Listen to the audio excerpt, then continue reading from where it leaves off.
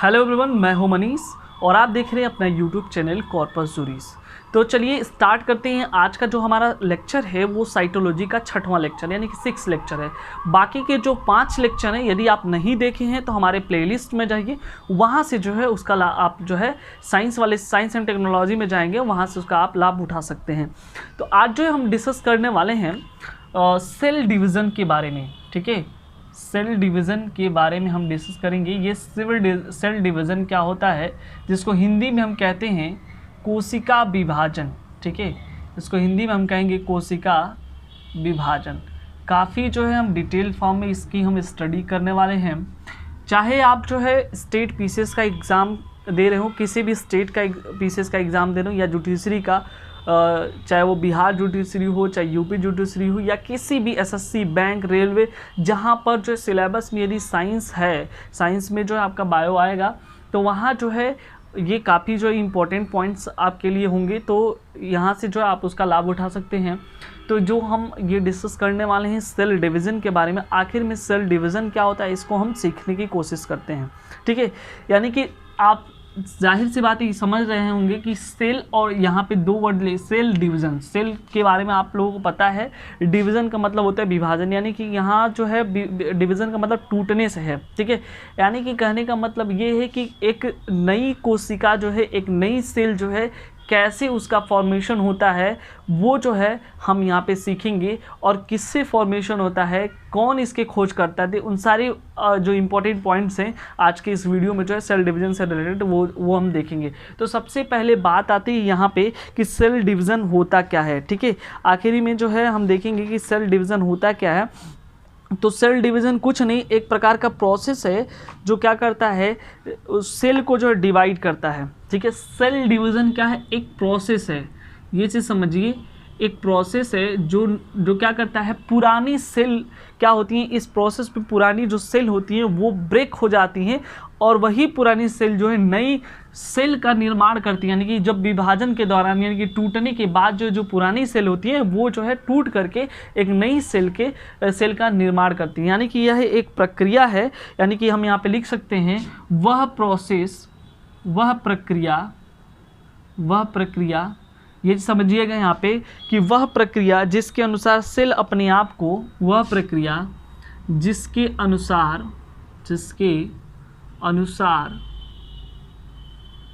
कोशिका खुद को या अपने आप को, वह प्रक्रिया जिसके अनुसार कोशिका खुद को विभाजित करके या विभाजित करती है, खुद को विभाजित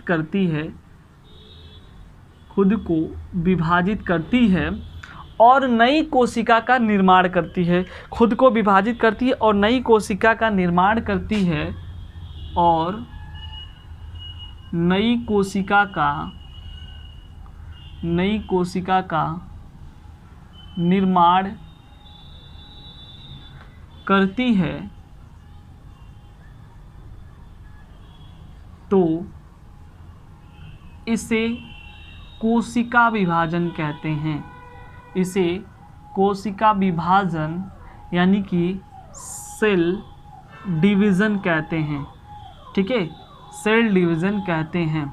ठीक है, ये इतना पॉइंट्स आपके दिमाग में होना चाहिए। क्या हमने इसका ये चीज़ें बताई, कोशिका विभाजन क्या होते हैं।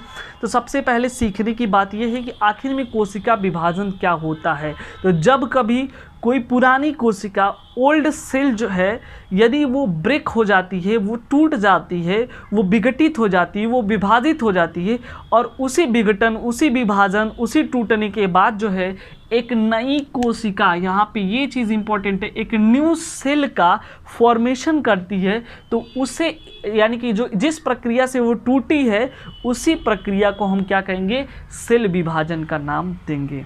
तो ये पॉइंट्स जो है आपके दिमाग में होना चाहिए कि सेल विभाजन या कोशिका विभाजन क्या होता है, किसे कहते हैं। ठीक है, यानी कि अगर मान लेते हैं हमारे पास जो है, थोड़ा सा ध्यान से अगर देखेंगे तो ये मान लेते एक प्रकार का हमारे पास ये सेल है। ठीक है, ये कैसा सेल है, एक ओल्ड सेल है। ठीक है, यानी कि ये जो है पुरानी कोशिका है हमारे पास, ये जो एक ओल्ड सेल है, पुरानी कोशिका है, और ये जो है क्या होता है, टूट जाता है, ये पुरानी कोशिका जो है टूट जाता है और यही टूट करके जो है दो न्यू सेल का निर्माण करता है। तो याद रखिएगा ये न्यू सेल कहलाएगा। ठीक है, यानी कि नई कोशिका का निर्माण करता है। ठीक है, यही जो है जो पुरानी सेल है वो टूट करके न्यू सेल का निर्माण करती है। तो इसी प्रोसेस को जो है हम क्या नाम देंगे, सेल डिवीज़न कहेंगे। जो पुरानी सेल है, जो पुरानी कोशिका होती है, ऐसे कोशिका को हम पेरेंट सेल के नाम से जानते हैं, याद रखिएगा। और जो न्यू सेल का फॉर्मेशन होता है उसे डॉटर सेल कहा जाता है।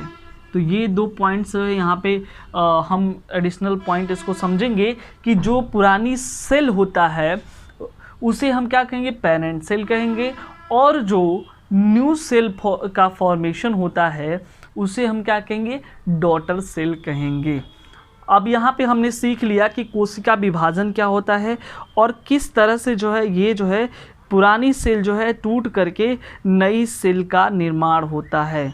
ठीक है, तो यहाँ पे एक पॉइंट ये हो गया कि नया सेल का जो निर्माण होता है वो पुरानी सेल के विभाजन के द्वारा जो है होता है। ये पॉइंट जो है आपके दिमाग में होना चाहिए, जिसके यानी कि अगर हम लिखें एक और चीज़ अगर हम यहाँ पे मेंशन करना चाहें कि कोशिका विभाजन क्या होता है, थोड़ा स्टैंडर्ड फॉर्म में इसको हम डिफाइन करना चाहें तो ये कह सकते हैं कि यदि जो है पेरेंट सेल जो है डिवाइड हो करके, ये चीज़ समझिए कि पेरेंट सेल क्या होता है, डिवाइड हो करके न्यू सेल, यानी कि यहाँ पेरेंट सेल जो डिवाइड हो करके डॉटर सेल जिसे जो है न्यू सेल कहते हैं उसका यदि फॉर्मेशन करती है तो हम कहेंगे वो क्या कहलाएगा, सेल डिवीज़न कहलाएगा। यानी कि जिस प्रक्रिया से हो करके जो है ये विभाजन पुरानी सेल का नए सेल में हो रहा है उसे हम क्या नाम देंगे, सेल डिवीज़न, यानी कि कोशिका का विभाजन कहेंगे। ठीक है, तो ये चीज़ आपके दिमाग में होना चाहिए। अब हम उस पॉइंट को समझेंगे कि सेल डिवीज़न के टाइप्स क्या हैं। ठीक है, तो इसको हम थोड़ा सा समझ लेते हैं कि सेल डिवीज़न के टाइप्स क्या होते हैं। अब हम देख लेते हैं यहाँ पे कि सेल डिवीज़न के जो टाइप्स हैं वो क्या है। तो सेल जो है इसके टाइप्स जो है 3 टाइप्स के, यानी कि 3 प्रकार के जो सेल डिवीज़न होता है। कौन कौन से होते हैं उसके हम नाम देख लेते हैं। तो यहाँ पे जो है पहला नंबर होता है जो है आपके दिमाग में होना चाहिए, ए माइटोसिस। ठीक है, ए माइटोसिस। ठीक है, ए माइटोसिस इसको हिंदी में कहते हैं असूत्री विभाजन, यानी कि हम केवल ए माइटोसिस यहाँ लिखते हैं असूत्री। ठीक है, असूत्री, यहाँ डिवीज़न भी लिख देते हैं। ठीक है, ए माइटोसिस डिवीज़न असूत्री विभाजन। ठीक है, ये पहला नंबर हो गया, ये चीज़ समझिए। ये जो दूसरा नंबर है उसको क्या कहते हैं, याद रखिएगा, दूसरे नंबर को हम कहते हैं माइटोसिस। ठीक है, दूसरे नंबर को क्या कहेंगे, माइटोसिस। इसको जो है हम कहेंगे ये जो है असूत्री विभाजन है, तो माइटोसिस डिवीज़न। इसको कहेंगे हम समसूत्री विभाजन। तो 2 हो गए। और तीसरा जो है क्या होगा, ये होगा मियोसिस। ठीक है, मियोसिस। ठीक है, यानी कि आपके पास 3 हो गए, ए माइटोसिस डिवीज़न और मियोसिस डिवीज़न। ठीक है, अब इसको क्या कहेंगे, मियोसिस डिवीज़न को हिंदी में, तो याद रखिए इसको हम कहेंगे अर्धसूत्री विभाजन। यानी कि 3 हो गए आपके पास। ठीक है, 3 जो है सेल के विभाजन के प्रकार हैं। कौन कौन से, एक जो है असूत्री विभाजन, दूसरा समसूत्री विभाजन और तीसरा जो है अर्धसूत्री विभाजन। ठीक है, ये 3 पॉइंट्स जो है आपके दिमाग में होना चाहिए। अब एक एक को करके जो हम ये देख लेते हैं कि क्या होता है। ठीक है, तो आप जो है पढ़े होंगे, हम पहले ही अपने दूसरे या तीसरे लेक्चर में हमने जो है क्रोमोसोम के बारे में जो है डिस्कशन किया था। ठीक है, क्रोमोसोम के बारे में हमने डिस्कशन किया था और उसमें बताया था कि क्या था, वो थ्रेड लाइक क्या होते हैं, स्ट्रक्चर जो है इनके होते हैं, थ्रेड लाइक स्ट्रक्चर होते हैं जो जेनेटिक्स से जुड़ी हुई उसको कहते हैं अनुवांशिक जो चीज़ें होती हैं, जो उसके बारे में जानकारी होती है, वो एक पीढ़ी से दूसरे पीढ़ी तक जो है ये ट्रांसफ़र करने का काम करते हैं।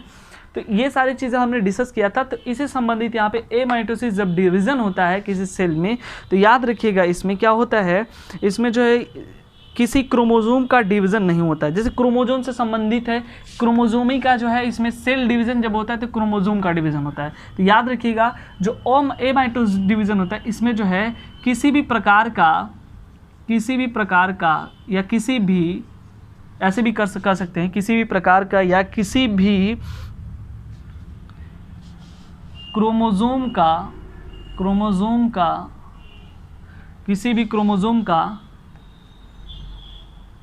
डिवीज़न या विभाजन नहीं होता है, किसी भी क्रोमोसोम का विभाजन नहीं होता है। इसका एग्जाम्पल हम ले लेते हैं। इसका एग्जाम्पल से हम समझ सकते हैं कि क्या होता है कि इसमें जो है सबसे पहले तो याद रखिएगा इसमें विभाजन नहीं होता है क्रोमोसोम का। इसका एग्जाम्पल जो है छोटा सा एग्जाम्पल है, वो है क्या, बैक्टीरिया। ठीक है, बैक्टीरिया में जो है क्या होता है, इसमें जो है बैक्टीरिया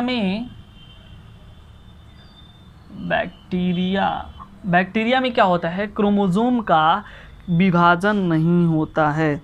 तो ये चीज़ें जो है आपके दिमाग में होना चाहिए, काफ़ी इंपॉर्टेंट चीज़ें जो हम डिस्कस कर रहे हैं यहाँ पे।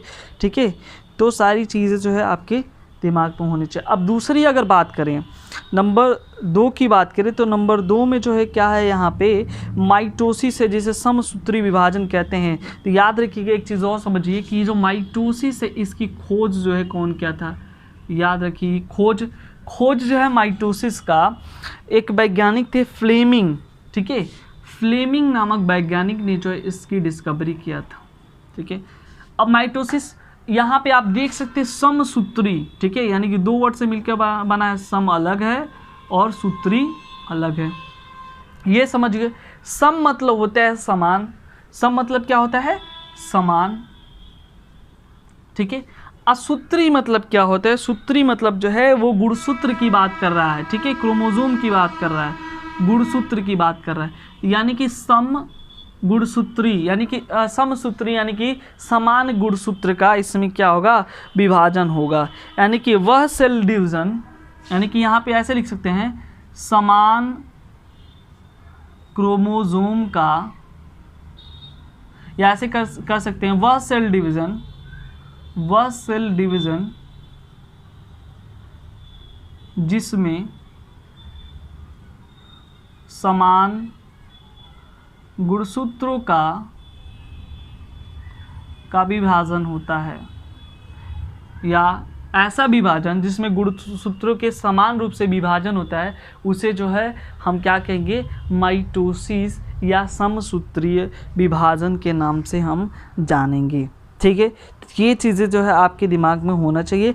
और नेक्स्ट है हमारा, देखते हैं उसको हम कहेंगे, एक चीज़ यहाँ समझ लें कि यहाँ पे क्या होता है, समसूत्री विभाजन में किस तरह से होता है समसूत्री विभाजन में। तो याद रखिएगा कि यहाँ पे जो है अगर इस तरह से जो है, अगर यहाँ पे ब्रेकडाउन हुआ है ऐसे करके, ठीक है, तो इस तरह से जो है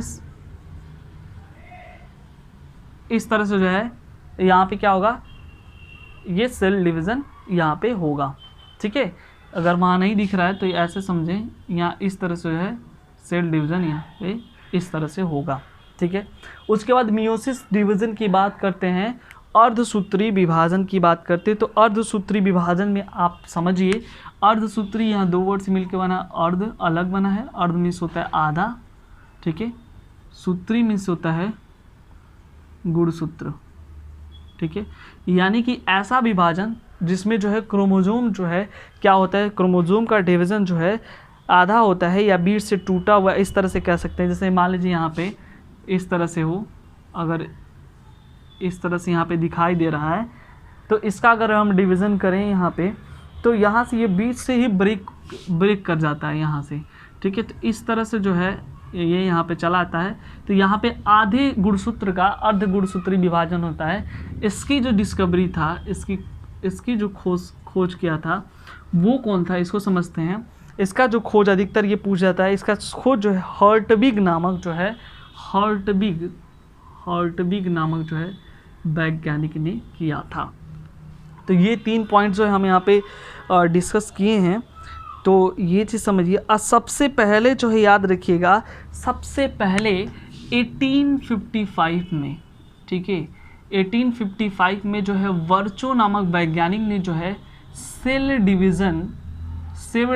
डिवीज़न से संबंधित जो है बातों को या जो पॉइंट्स है उसको जो है उन्होंने स्पष्ट किया था। ये सारे पॉइंट जो है आपके दिमाग में होना चाहिए कि किस तरह से जो है ये सेल डिवीज़न का जो प्रक्रिया है वो सारा चीज़ जो है चल रहा है, ठीक है। तो ये हो गया आपका जो है किस तरह से जो है ये डिवाइड होता है। उसके बाद जो है आई होप ये सारी चीज़ें जो आपको समझ में होगा। तो उसके बाद जो हम नेक्स्ट पॉइंट को हम देख लेते हैं। नेक्स्ट पॉइंट अब हम देखेंगे कि जो फेज जो है सेल डिवीज़न का किस तरह से होते हैं। तो यहाँ पे हम थोड़ा सा डिस्कस कर लेंगे कि जो फेज होता है माइटोसिस का सेल डिवीज़न के अंतर्गत, तो वो कौन कौन सा होता है। तो फेज ऑफ माइटोसिस,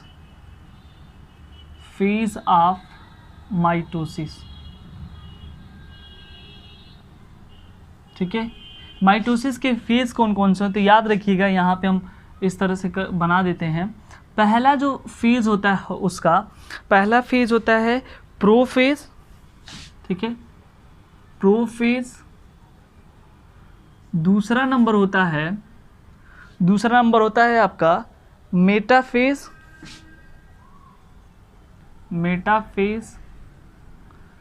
तीसरा होता है एनाफेज। क्या होता है, पहला प्रोफेज होता है, दूसरा मेटाफेज होता है, तीसरा एनाफेज होता है, और चौथा जो है टेलोफेज होता है। चौथा जो है टेलोफेज। पांचवा नंबर क्या होता है, पांचवा नंबर जो है साइटोकाइनेसिस होता है। साइटोकाइनेसिस होता है। यानी कि ये जो है हम यहाँ पे जो 5 फेज डिस्कस कर रहे हैं वो माइटोसिस का, यानी कि सेल डिवीज़न में माइटोसिस का वो फेज़ है। तो याद रखिए इसमें केवल आपको ये जानना ज़रूरी है कि इसमें क्या होता है, ठीक है। तो इसमें जो है जो सेल होता है, जो सेल मेम्ब्रेन होता है, जो कोशिका झिल्ली होती है, जो केंद्रक की झिल्ली होती है, ठीक है, वो ब्रेक होने लगती है। तो याद रखिएगा यहाँ पे केंद्रक की झिल्ली जो है ये क्या होने लगती है, ये टूटने लगती है इस फेज में, ठीक है। जो पहला फेज है इसमें केंद्रक की झिल्ली जो है टूटने लगती है। दूसरे फेज में क्या होता है, दूसरे फेज में जो इस अवस्था में जो है जो क्रोमोसोम होते हैं उसमें जो है खिंचाव पैदा हो जाते हैं, ठीक है। यहाँ पे हम लिख देते हैं क्रोमोसोम में जो है, क्रोमोसोम में क्या होता है, खिंचाव होता है। इसमें क्रोमोसोम में खिंचाव होता है। जो एना फेज होता है इस स्टेज में क्या होता है, गुणसूत्र जो है, क्रोमोसोम जो है सेपरेट हो जाते हैं। यानी कि यहाँ पे जो है क्रोमोसोम जो है क्या होते हैं, सेपरेट हो जाते हैं। यानी कि यहाँ पे हम इस तरह से भी लिख सकते हैं सेपरेशन ऑफ क्रोमोसोम। और जो टेलोफेज होता है, टेलोफेज के दौरान जो है यहाँ पे क्या होता है, न्यूक्लियस मेम्ब्रेन यानी कि जो केंद्रक झिल्ली होती है, वो केंद्रक झिल्ली जो है, केंद्रक झिल्ली वापस बन जाती है, वापस बन जाती है। केंद्रक झिल्ली जो है वापस बन जाती है। और जो पांचवा स्टेज होता है साइटोकाइनेसिस का, वो ये है कि बनने के बाद जो है वो दोनों सेपरेट हो जाते हैं। जैसे कि यहाँ पे हम एक छोटा सा इस तरह से एग्जांपल दिखा देते हैं। इस तरह से जो है अगर है यहाँ पे, तो ये यहाँ पे पांचवें साइटोकाइनेसिस में क्या है, दोनों जो है यहाँ पे इस तरह से अलग अलग दो बन जाएगा। इस तरह से जो है यहाँ पे जो है बन जाएगा, यहाँ पे इसका साइटोकाइनेसिस में प्रोसेस हो जाएगा, ठीक है। तो ये इतने स्टेप होते हैं। हमने बता दिया कि सेल डिवीज़न क्या होता है, किस तरह से जो है सेल डिवीज़न होता है, किसे कहते हैं, उसके टाइप्स क्या है सेल डिवीज़न के, हमने वो भी डिस्कस कर दिया। उसके बाद यहाँ पे फेज़ ऑफ माइटोसिस को हमने डिस्कस किया है। तो आई होप ये सारे पॉइंट जो है आपको अच्छी तरीके से समझ में आएंगे। यदि ये जो है आपके ये जो वीडियो है यदि आपको हेल्पफुल लगता है तो प्लीज़ अपने दोस्तों को ज़रूर शेयर करें और कमेंट करें। सब्सक्राइब अगर नहीं किए तो प्लीज़ सब्सक्राइब करना ना भूलें, सब्सक्राइब ज़रूर करें। Thank you very much.